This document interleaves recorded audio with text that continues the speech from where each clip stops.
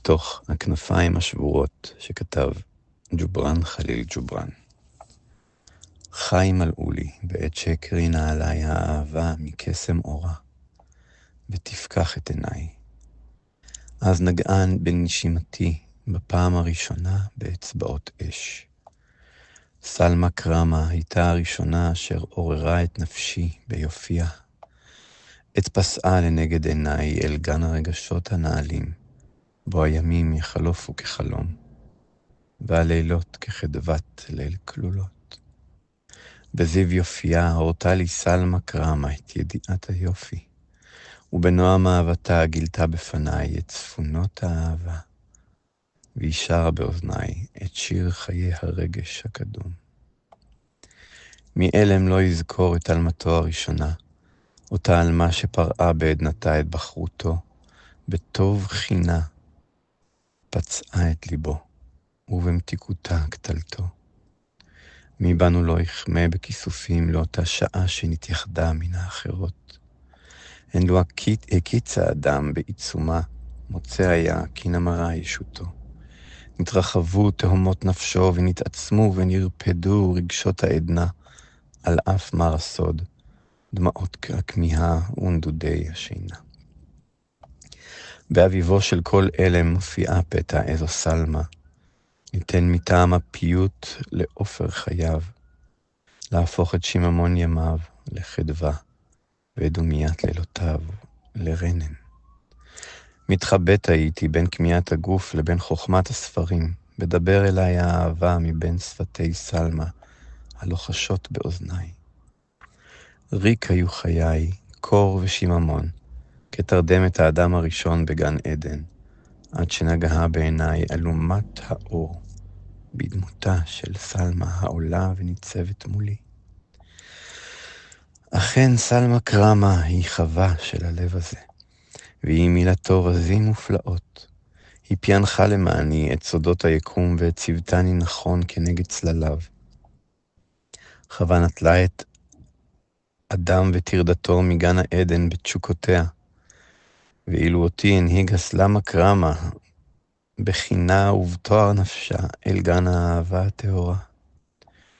ואולם אשר פגע באדם הראשון פגע אף בי, להב החרב המתהפכת אשר גירשתו מגן העדן. אימת ברק כבחתה נפלה עליי ותרדתני בעל כורחי מגן האהבה. וזאת עוד טרם הפרתי איזו מן המצוות וטרם טעמתי מפרי העץ הטוב או הרע.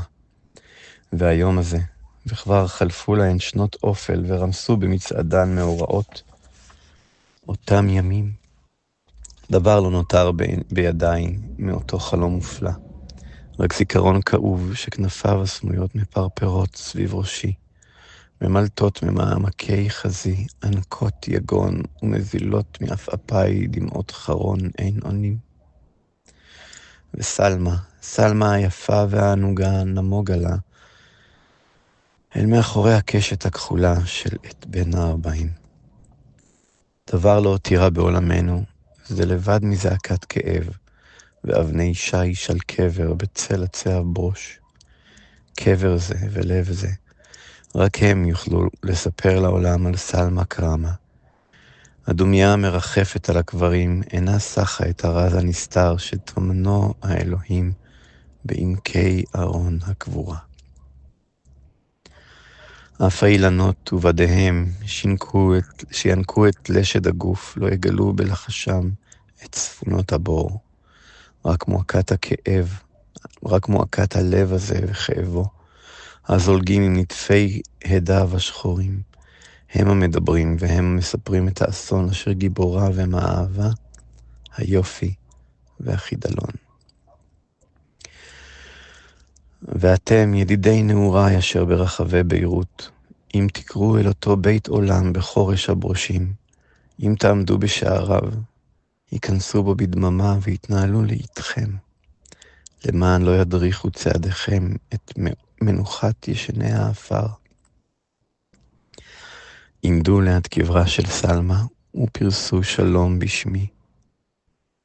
לאפר זה אשר חבק את גופה, ואחר זכרו אותי בהנחה לומר, כאן נטמנו תקוות עולם שנשאוהו תהפוכות העיתים אל מעבר לים.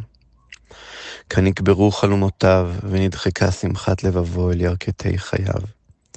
יבשו דמעותיו והאפירו חיוכיו, ובין אלה בורות קבר אילמים גדלים כאביו, ומתעצמים יסוריו עם צמיחת עצי הברוש והערבה. מעל קבר זה תרחף נשמתו לילה לילה, להאיר זיכרון ולדובב צללי אבדון וזעקות עצב ותוגה. לבכות עם ענפי האילנות, ריבה אחת, שרק אמש הייתה מנגינה ערבה על שפתי החיים, והיום יסוד אחר אילם בחיק האדמה. השבעתי אתכם ידידי נעוריי, בנשים שאהבה נפשכם. שתניחו מפרחי הלבנון על קברה של האישה שאהבה נפשי. יש ופרח אחד שתניחו על קבר שנשכח, ירעיף מנטפי טל הבוקר, אל עליו של פרח אשר נבל ותם.